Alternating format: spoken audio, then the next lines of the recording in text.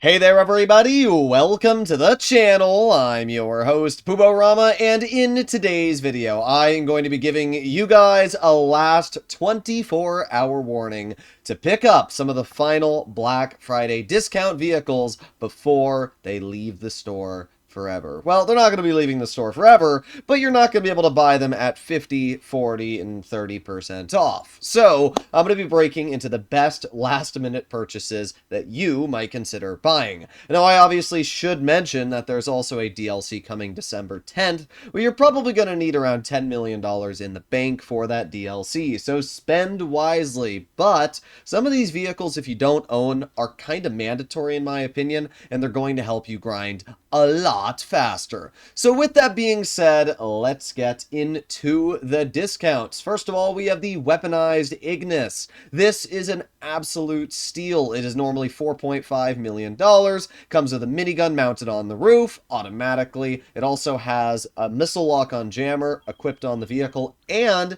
it has semi-bulletproof glass. It's one of the fastest cars in the game due to the HSW upgrades on it, meaning that it's a great purchase, and it's 50% off. So this is an absolute buy and a half. If you don't own the weaponized Ignis and you play on next generation console, this is a purchase I would highly recommend to consider picking up. With the Grotti Italy GTO Stinger TT. This is another absolutely amazing car. It is one of the only Amanitech vehicles that features HSW, and not only that, it is the fastest HSW vehicle in the game at 168.5 miles per hour. So this vehicle is incredibly fast. It has great capabilities. You can still use it for time trials.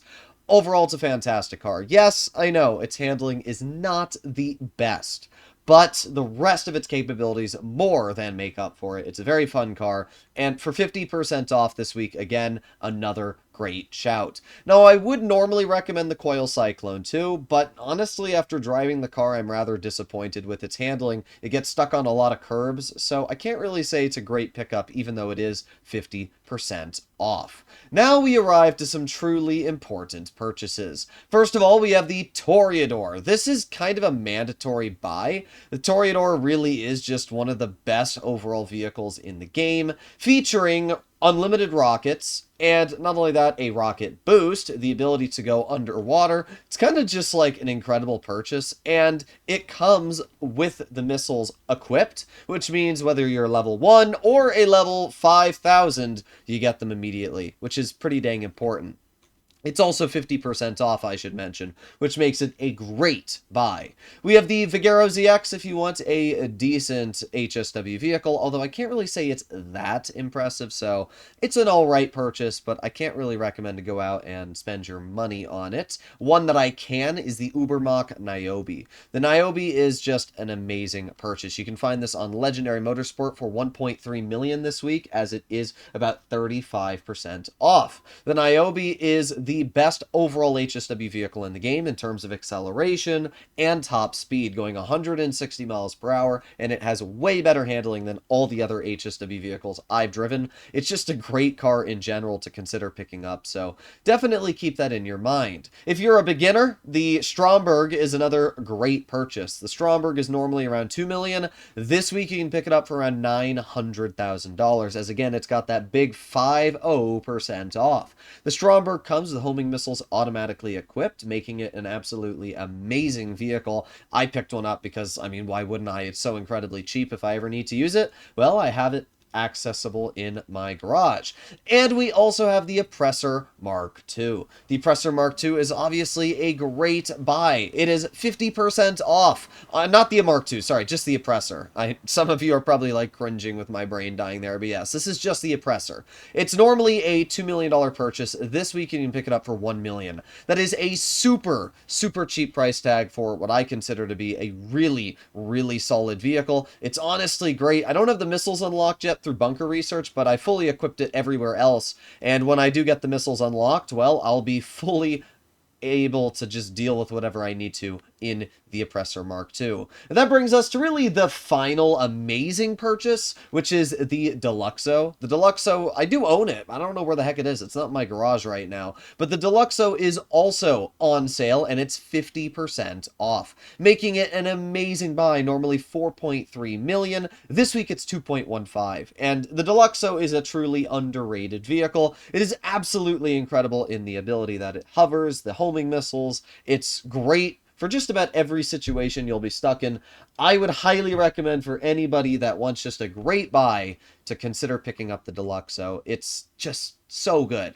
And then we have two final aircraft that I would consider getting your hands on, and that is the F-160 Raiju and as well the B-11 Strike Force. I legitimately spent $30 million this week on Black Friday deals and discounts. And I know it's a super expensive amount of money. I ground literally every single day this week about $3 to $4 million so that I could have enough money to spend it all. But I know that, like, the Black Friday discounts are the most important discounts to get as a beginner, or not even a beginner, but if you're just a player that doesn't have everything.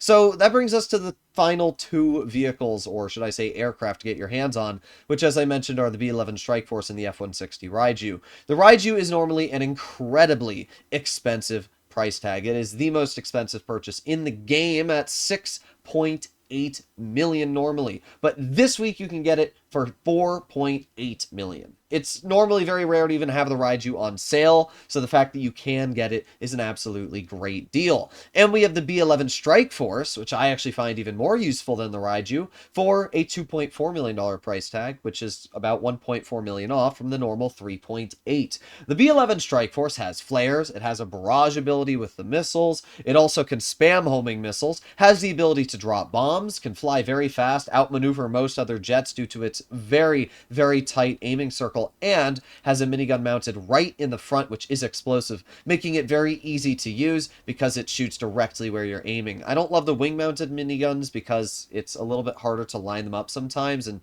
destroy what is directly in front of you. Overall, the B-11 Strike Force is an absolute beast, and it's one of the best aircraft in the game. There's a lot of great discounts this week in Grand Theft Auto Online. And some of the other discounts, which I haven't even broken into yet, the final discounts we should talk about are the property discounts. First of all, the salvage yards are on sale, and the salvage yard, trust me, is one of the best businesses in the game. The tow truck missions allow you to earn an insane amount of money. I have legitimately earned probably around $3 million just with my salvage yard, just from tow truck missions. And it gets even better because occasionally, once a week or once a month, Rockstar gives you the ability to keep one of the vehicles during the salvage yard missions, which is really nice and makes it actually quite a fun business to use. We also have discounts on the hangar, so if you don't own a hangar, you can get one for as little as $900,000, which is pretty good, judging that you can also pick up the Raiju, as I did mention as well, which is another really, really important purchase. Clubhouses are on sale if you were considering picking up a clubhouse, which is obviously pretty dang nice. Overall, we got a lot of discounts, and we got a lot of great deals going on this week in Grand Theft Auto Online. And I would highly recommend to take advantage of some of them before the discounts go away, especially for businesses, because you don't see many businesses go on sale. So if you don't own a hangar, I'd highly recommend to get one. If you don't own a salvage yard, I'd recommend to get one. You'll easily make the money back just buying the salvage yard over a week than you will on the actual purchase price of the property. But let me know in the comments down below what you guys think. If you want to see more content like this, please consider smashing that subscribe button. I'll see you in the next one. Bye-bye!